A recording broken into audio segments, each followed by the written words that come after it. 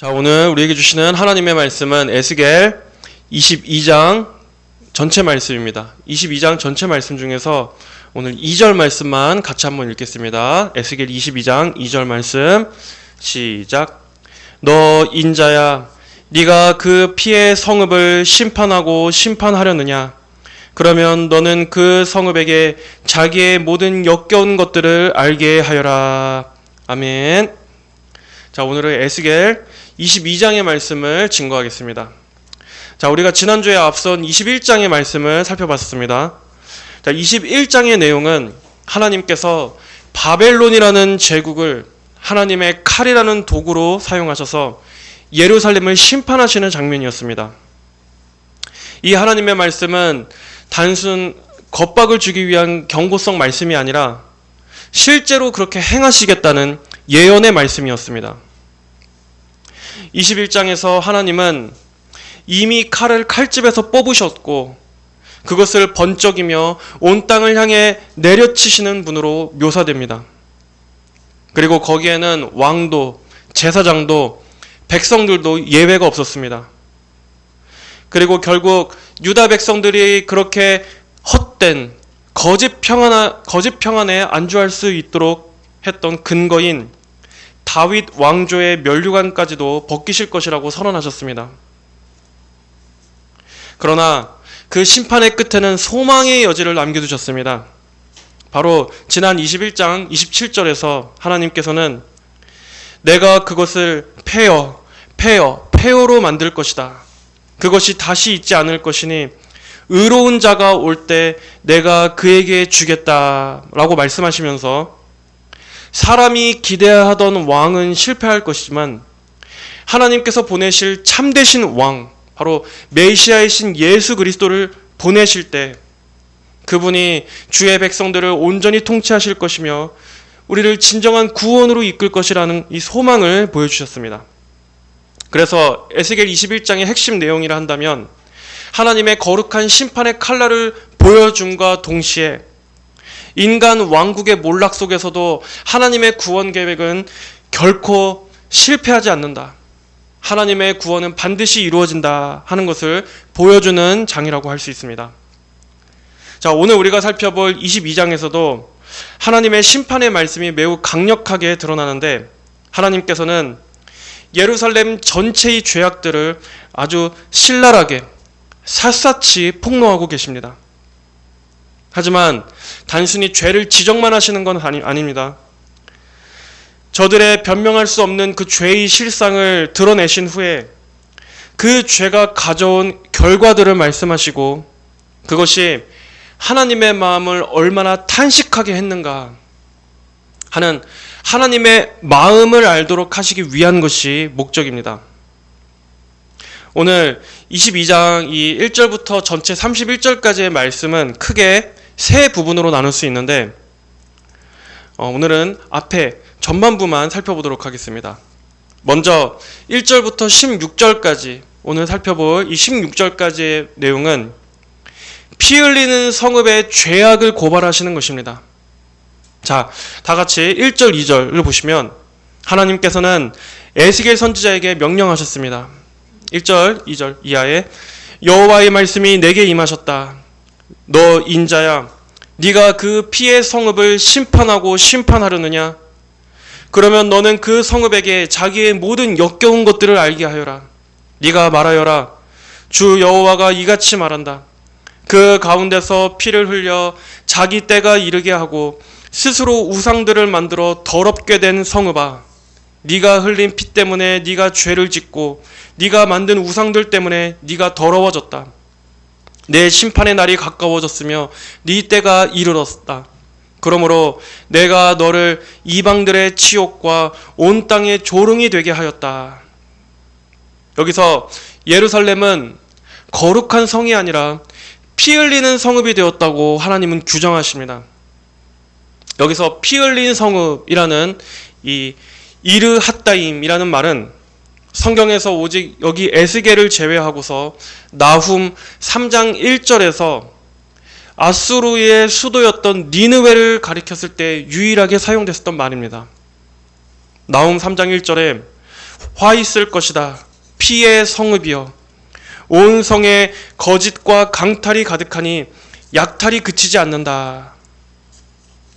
여러분, 피를 흘린다는 것은 무죄한 자들의 생명을 해치고 연약한 자들의 삶을 위협하는 모든 불의와 강포와 학대를 총칭해서 말하는 상징적인 표현입니다. 하나님께서는 하나님을 모르는 저 이방 도시 니느웨에 사용된 그 칭호를 하나님의 백성들인 이 유다 백성 예루살렘 성읍에 사용함으로써 예루살렘에서 자행된 각종 죄악들을 하나님을 믿지 않는 니느웨와 동급으로 표현하신 것입니다. 그러시면서 에스겔 선지자에게 뭐라고 명령하십니까? 너는 그 성읍에게 자기의 모든 역겨운 것들을 알게 하라 라고 명령하십니다. 저들의 모든 역겨운 것들을 너는 가서 알게 하여라. 여러분, 이 말씀은 선지자의 사명이 무엇인지를 우리에게 보여주고 있습니다. 참된 목회와 설교의 출발점은 사람들을 기분 좋게 만드는 데 있는 것이 아니라 바로 사람들을 하나님 앞에서 자신들의 실제 상태를 보게 하는 데 있습니다. 선지자는 단지 사람들에게 희망과 격려를 말하는 사람이 아닙니다.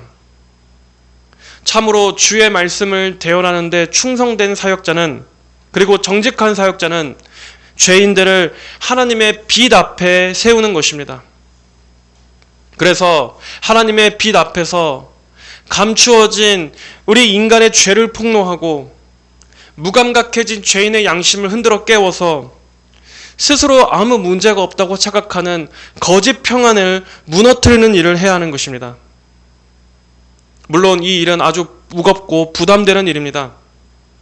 왜냐하면 사람의 본성은 죄를 드러내는 일을 싫어하기 때문입니다. 그리고 심지어 하나님의 말씀을 전하는 사역자조차도 하나님 앞에서 역시 온전치 못한 존재임은 마찬가지이기 때문에 그러한 일은 인간의 자격으로는 감히 이런 일을 하기에는 두렵고 꺼려지는 일인 건 정말 사실입니다.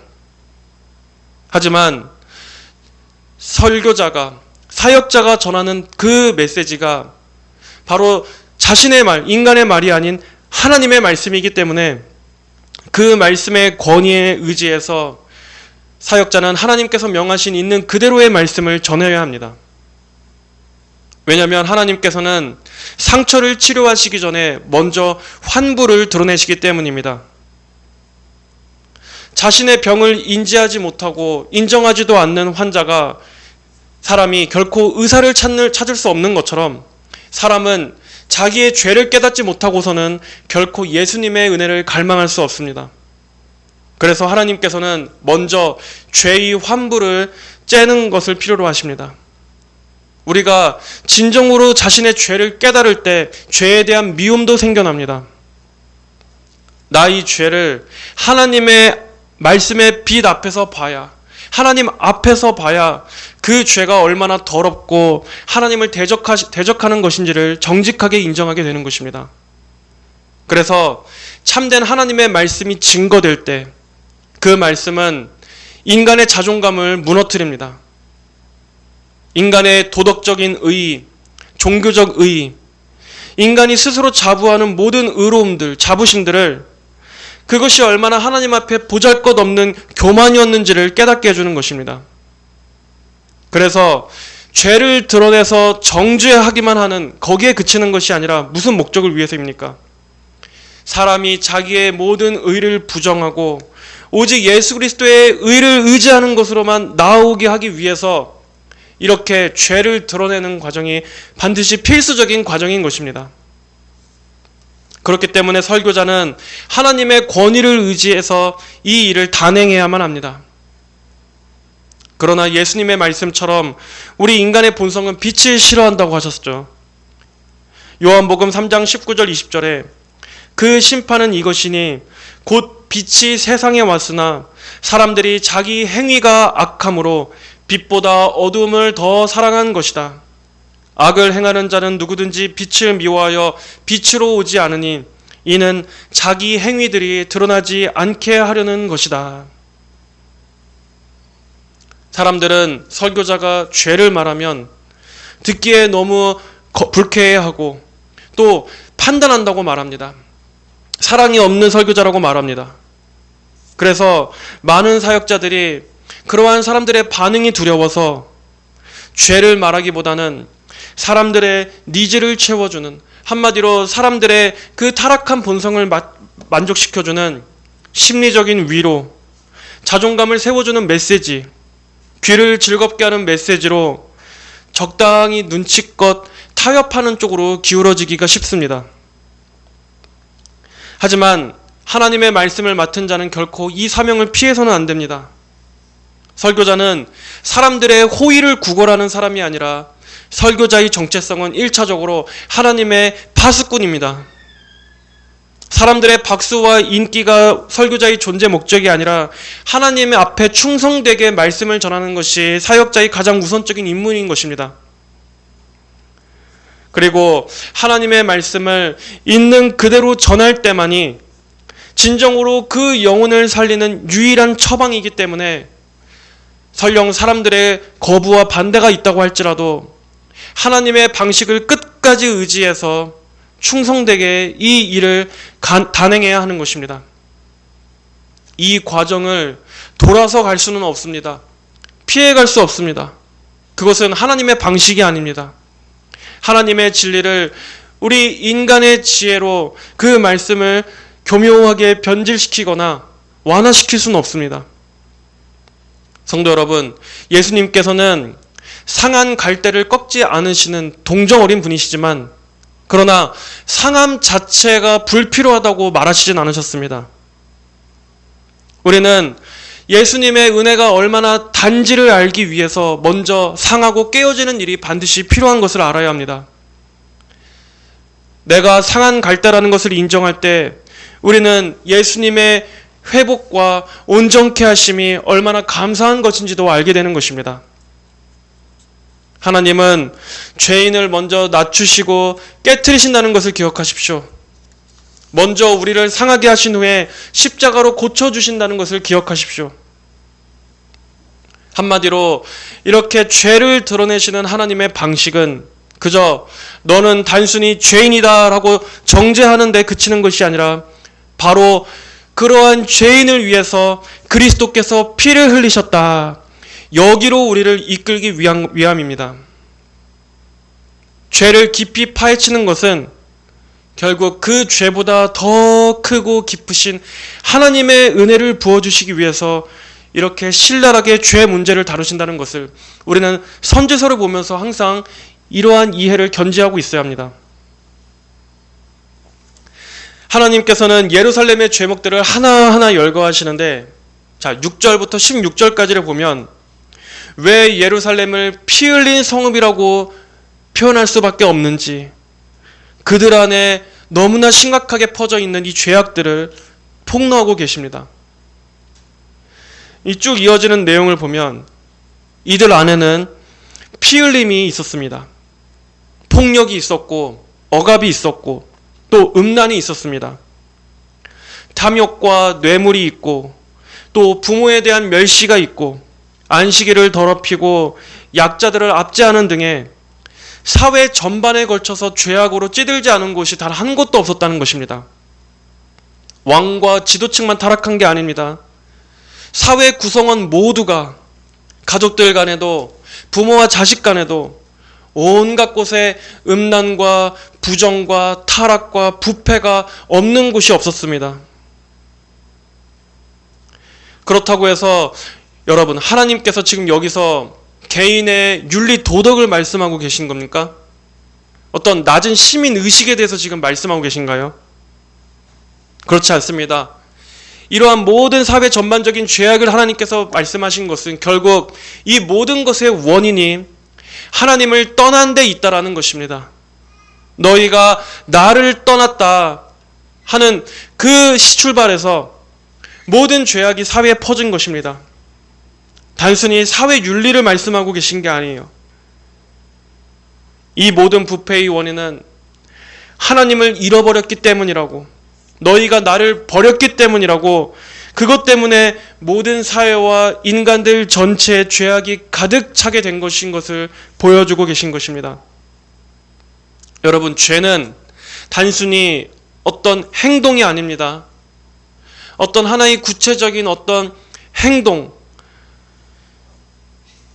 죄는 하나님을 버리는 것입니다.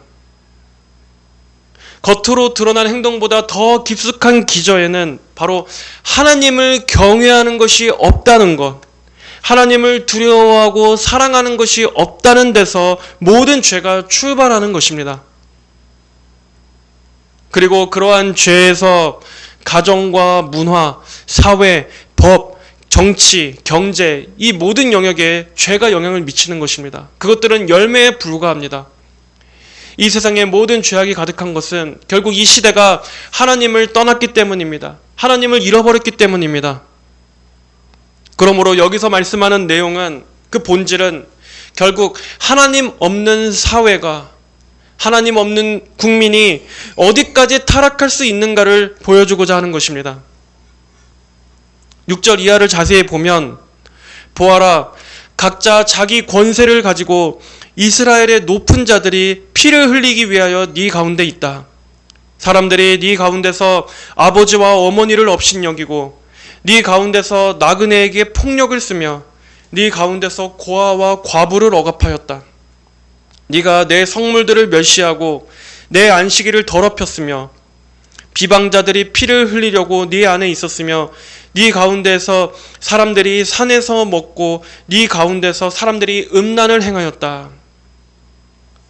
이건 우상숭배를 말하는 거예요. 우상숭배와 하나님을 업신여기는 이러한 신앙의 타락, 이런 신앙적인 부패가 사회 전체의 타락과 절대 무관하지 않다는 것을 보여주는 거죠.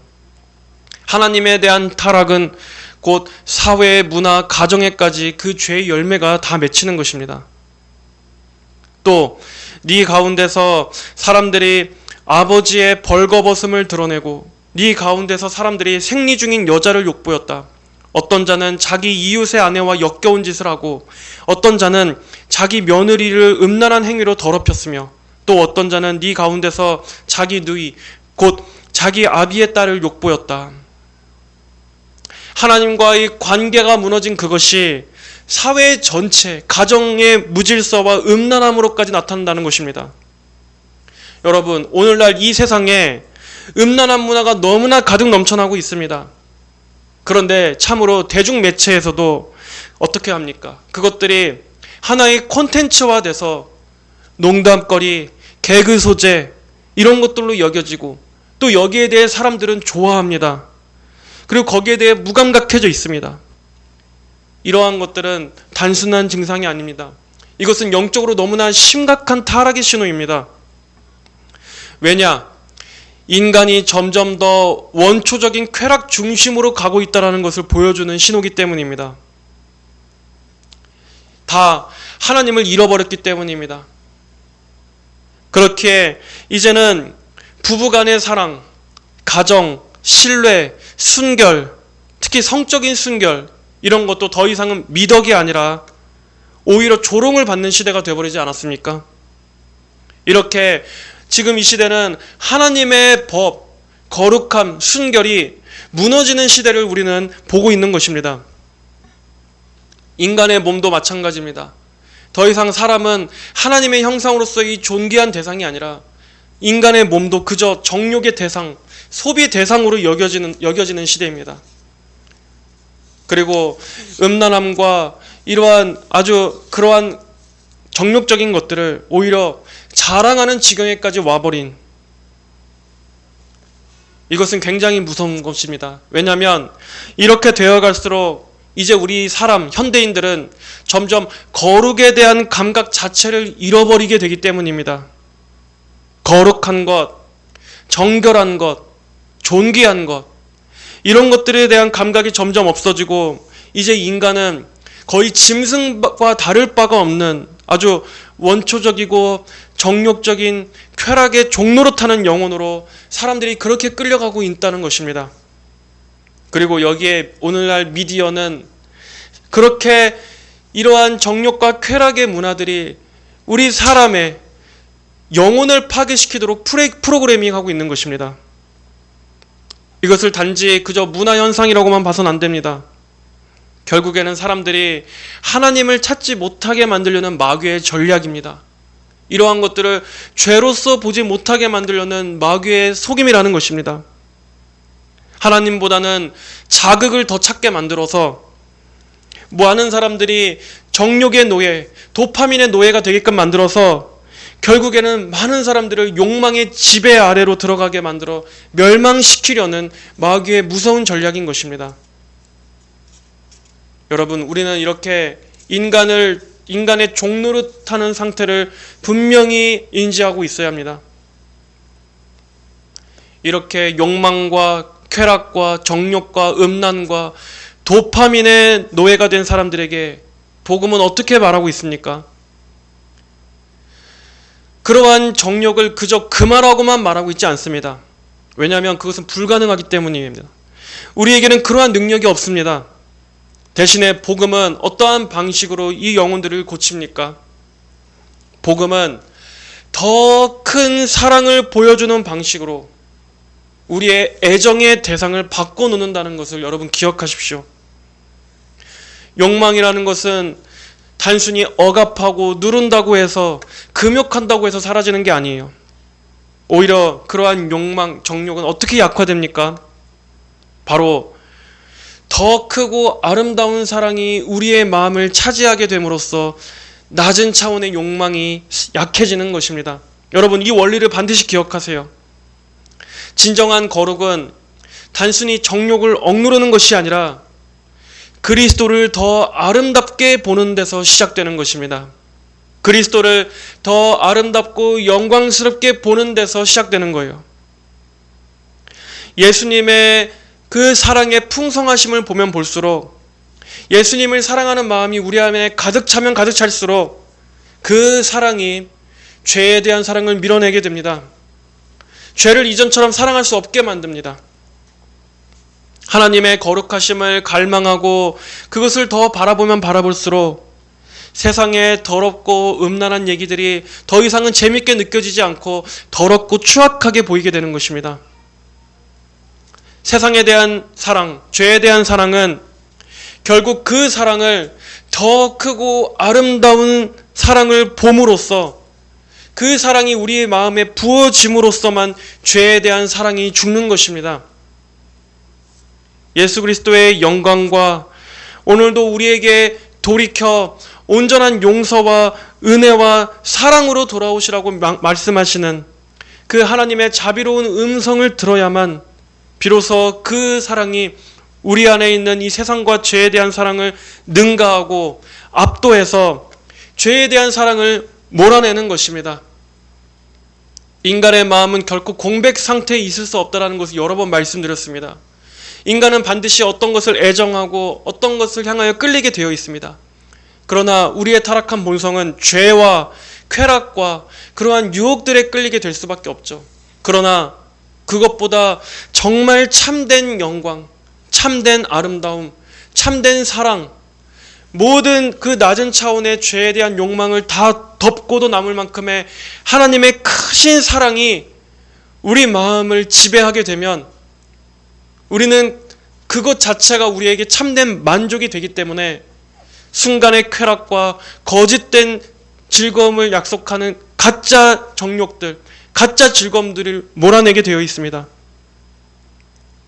그렇기 때문에 여러분, 죄 자체를 이기려고 하기보다는 하나님의 사랑을 더 풍성하게 알게 해주시기를 구하십시오. 이것이 우선되어야 합니다. 하나님의 사랑으로 인해서 죄에 대한 무감각에서 벗어나게 해주시기를, 우리가 거룩에 둔감해지지 않고 주님의 사랑으로 인해서 우리가 참으로 거룩과 순결을 열망할 수 있는 마음이 일어날 수 있기를 구하셔야 하는 것입니다. 항상 답은 하나님과의 관계 회복에서부터 출발하는 거예요. 이것을 기억하시기 바랍니다. 또한 12절을 보면 사람들이 네 가운데서 피를 흘리려고 뇌물을 받았으며 너는 이자와 웃돈을 받고 이웃을 폭력으로 끌어내며 나를 잊어버렸다. 주 여호와의 말이다.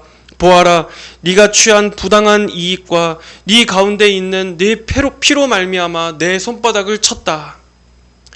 이것은 사회적으로 이루어지는 억압과 착취에 대해서 지금 하나님께서 말씀하시는 거예요. 자, 억압, 착취, 또 약자들에 대한 학대. 여러분, 그런데 솔직히 이러한 말씀을 읽을 때마다 우리가 드는 생각이 있습니다. 성경에서 억압, 착취, 이러한 말씀들을, 용어들을 볼 때마다 왠지 우리는 이러한 말조차도 그냥 하나님의 권위 있는 계시로서 듣기보다는, 특히 우리나라 같은 이러한 지금 특정 상황에서 볼 때는 어떤 이념이나 진영 논리로서 이 말씀을 보게 되는 경우가 있지 않습니까? 성경에서 가난한 자, 또 힘 있는 자들이 약한 자들을 압제하고 학대하는 그런 내용들을 볼 때 우리는 어떤 부류의 또한 사람들은 이 말씀을 가지고, 특히 이 좌파적인 관점에서 이 말씀을 보자면 아마 이런 걸 떠올릴 겁니다. 기득권자나 어떤 부자나 이런 권력자들이 약자에 대한 억압과 착취하는 것들을 비판하면서 이것이 어떻게 이어집니까? 자본주의 비판으로 이어지기도 하고 또 그렇게 되지 않습니까? 하지만 실제로는 어떤 집단들은 이러한 약자 코스프레를 하면서 그러한 사람들이 또 하나의 권력이 되고 또 그러한 약자들을 이용해서 정치적인 이용을 하는 그러한 일들도 있지 않습니까? 그래서 우리는 지금 우리나라 같이 이렇게 이념적으로 혼란스러운 이런 정치 상황 속에서 이런 성경을 볼 때 우리도 모르게 본능적으로 이게 좌파 언어인가 우파 언어인가, 이러한 정치 프레임의 안경으로 하나님의 말씀조차 그렇게 보게 될 때가 솔직히 있습니다. 하지만 성경은 분명히 억압과 착취에 대해서 죄라고 말씀하고 있죠. 성도 여러분, 이러한 말씀을 우리가 이념과 진영 논리가 아니라 순전한 성경 말씀 자체의 권위에 순종해서 어떻게 균형적으로 이해할 수가 있겠습니까? 우리가 먼저 가져야 할 태도는, 성경은 분명히 억압과 착취를 죄라고 말하지만 그렇다고 해서 이것을 오늘날 현대적인 어떤 정치 이념, 이런 프레임, 정치 프레임의 틀로서 말씀하지는 않는다는 점입니다. 성경은 분명히 약자들에 대한 억압을 죄라고 말씀하지만 그렇다고 해서 약자들, 노동자들이 힘을 합쳐서 우리가 계급 혁명을 일으켜야 한다라는 주장을 조금도 지지하지 않습니다. 그러면서도 똑같이 무자비와 힘 있는 자들이 갖고 있는 그러한 약자들에 대한 착취, 이런 탐욕, 이런 것들도 죄라고 말씀하고 있습니다. 이렇게 성경은 어떤 진영을 지지하는 것이 아니라 모든 사람을 다 하나님의 말씀 앞에 세우는 것입니다. 부자고 기득권자라고 해서 무조건 악, 죄라고 말하는 것이 아닙니다. 다만 힘 있는 자가, 그게 설령 우파든 좌파든 어떤 사람이든 떠나서라도 권력을 가진 자, 힘 있는 자가, 가진 자가 약자를 짓밟는 그 자체를 죄라고 하는 것입니다. 여기에는 좌도 우도, 이념과 진영에 상관없이 모두가 보편적으로 해당되는 것 아닙니까? 힘과 권력이 있다고 해서 약하고 아무런 권력이 없는 자를 짓밟는 것은 누구를 막론하고 다 죄라고 선언하는 것이 하나님의 말씀입니다. 성경의 입장입니다. 가난하다고 해서 선한 것도 아니고, 또 부자라고 해서, 기업이고 재벌이라고 해서 무조건 악하다라고 말하지 않습니다. 힘없고 약한 자를 이용하는 것은 그 자체가 죄다. 이것이 성경의 입장입니다. 그리고 여기에는 하나님의 형상인 인간을 마치 사물처럼 대하는 그 모든 태도가 있는 곳에는 어디든 다 죄라고 보시는 것입니다. 좌든 우든 여러분, 이러한 태도가 있는 곳은 다 죄라는 말씀입니다. 또 여기에서 인권, 정의를 말하는 이 좌파들에 대해서도 이들 역시도 여러분 한번 생각해 보십시오. 이들도 실제로는 약자들을 대변하고 약자를 위한다라고 하지만 그것이 곧 약자를 절대 선으로 만드는 그러한 일들은 전혀 없습니까? 오히려 그들을 이용해서 새로운 권력을 만들어서 어떻게 합니까? 국민들을 상대 진영에 대한 증오와 적개심으로 향하게 만들지 않습니까? 성경적으로 보면 그건 역시도 인간을 이용하는 것입니다. 그래서 결국 누가 이들을 봅니까? 자기네들이 원하는 어떤 정치적인 목적을 위해서 약자를 이용하지 않습니까? 그러니까 우리는 이러한 억압과 착취에 관한 말씀들을 어떤 이념, 진영 논리의 눈으로 봐서는 안 됩니다. 어떻게든 내가 갖고 있는 이데올로기에 하나님 말씀을 끼워 맞춰서 나한테 유리하게 해석하지 말아야 한다는 것입니다. 내가 갖고 있는 어떤 정치 이념에 어떻게든 상대방을 공격할 만한 근거로 하나님 말씀을 끼워 맞추는 건 우리는 성경 앞에서 정직한 태도가 아닙니다. 다시 말씀드리지만 성경은 모든 사람을 하나님의 말씀 앞에 세웁니다.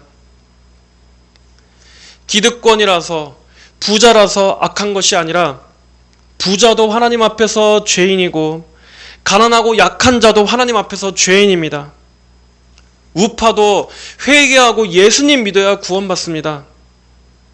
어떤 특정 계급, 계층의 사람들만 죄인이 아니라 저들만 죄인이 아니라 사실상 복음 앞에서 모든 사람이 하나님의 말씀 앞에서는 다 죄인인 것입니다. 이것은 양비론이 아니에요. 우리 모든 인간이라면 다 하나님의 용서와 구원이 필요한 존재입니다.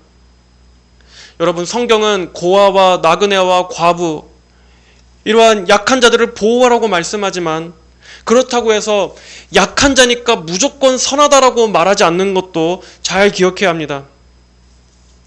우리는 이 성경 말씀 앞에 서야 합니다.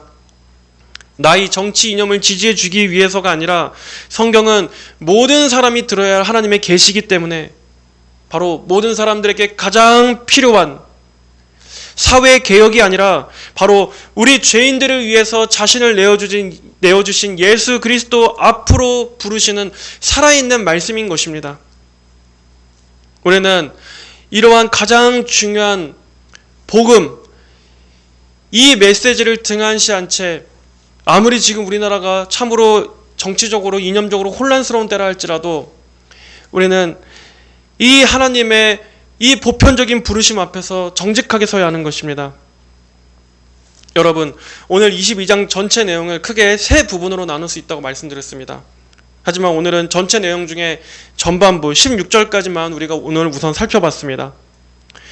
여러분, 오늘 내용을 다시 한번 정리하겠습니다. 결국 모든 죄는 하나님을 떠난 데서 파생된다는 것입니다. 우리는 이 내용들을 그저 옛 구약시대의 백성들 또는 이 세상의 타락과 음란함과 부패를 그저 손가락질하는 데서만 그치지 말아야 할 것입니다. 바로 우리 자신에게도 적용해 보십시오. 하나님께서 원하시는 것은 결국 우리 자신을 향한 것이기 때문입니다. 우리 삶에서 일어나는 이러한 죄된 것들이 결국에는 하나님을 잃어버렸기 때문은 아닐까? 내 안에도 하나님보다 이 세상을 더 사랑하는 마음은 없는지, 그리고 내 안에도 사람을 이용하려고 하는 마음은 없는지, 나는 누군가를 비판하고 비난하고 저들을 적대시하면서 정작 우리 안에도 또한 누군가를 이용하고 하려는 그러한 마음은 없는지, 그리고 하나님보다 나 역시 다른 걸 더 갈망하는 탐욕은 없는지, 이러한 세상의 많은 죄악 속에서 이러한 여기서 얼거하고 있는 죄악들이 나 개인의 마음 안에도 하루에 얼마나 많이 들끓고 있지는 않은지, 여러분, 이렇게 하나님의 말씀의 빛 앞에 가장 먼저 나 자신을 세워보시기 바랍니다.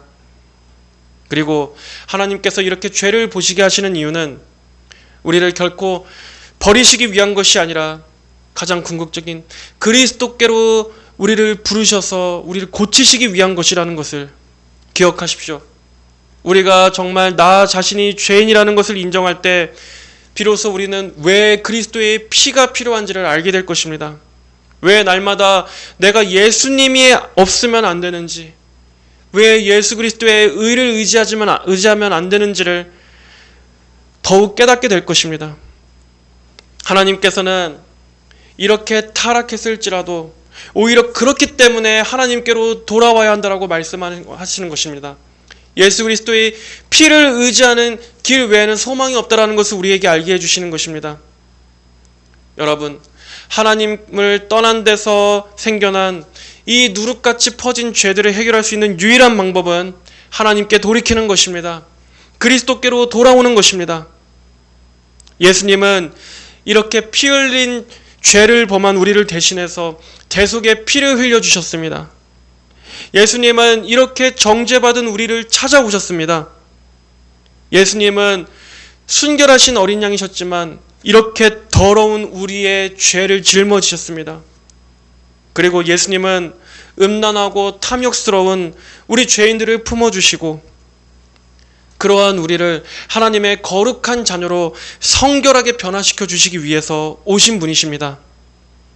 그러므로 여러분, 이 그리스도만이 우리의 유일한 치유책이요, 우리의 유일한 처방이요, 우리의 유일한 죄를 이기는 답안이라는 것을 기억하시고 여러분, 그리스도를 바라보시기 바랍니다. 죄 자체와 싸우기 전에 그리스도를 많이 사랑할 수 있게 해주시기를 구하시기 바랍니다. 그리스도의 그 풍성하심, 우리 주님의 그 아름다우심, 영광, 주님의 그 죄인을 불쌍히 여겨주시는 그 긍휼을 날마다 더 깊이 알게 하여 주시옵소서. 주님 안에서 누리는 그 즐거움이 어떠한 것인지를 매일 맛보게 하여 주시옵소서. 그리하여 세상의 쾌락들과 자극들보다 예수님을 더 즐거워할 수 있게 해주시기를 여러분 기도하십시오. 그것이 우리가 죄를 밀어내고 하나님께로 가까이 갈 수 있는 유일한 방법입니다. 여러분, 이 사랑으로 인해서 굳어진 우리의 마음이 다시 거룩에 민감한 심령으로 회복되어지는 저와 여러분이 되시기를 주님의 이름으로 간절히 축복합니다. 기도하겠습니다. 하나님 아버지, 감사합니다.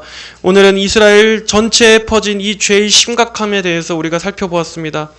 하나님께서 참으로 하나님의 백성들이 모여있는 이 예루살렘을 이제는 거룩하고 아름답다 말씀하시지 않고 피 흘린 성읍이라고 말씀하셨습니다.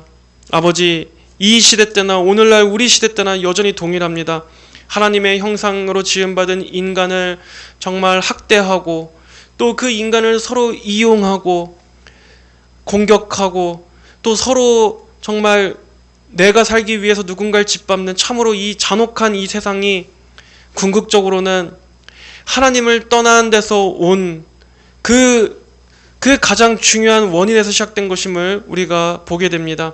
아버지, 이러한 때에 이 시대 더욱 가깝게는 우리 자신 안에도 있는 이러한 것들을 고칠 수 있는 유일한 방안은 무엇이겠습니까? 바로 예수님께 돌아가는 것입니다. 하나님께로 돌이키는 것입니다. 아버지, 우리가 성도들이라도 우리 성도들부터가 먼저 정말 예수님께 우리의 마음을 다시 향할 수 있도록 근본적인 회개를 일으켜 주시옵소서.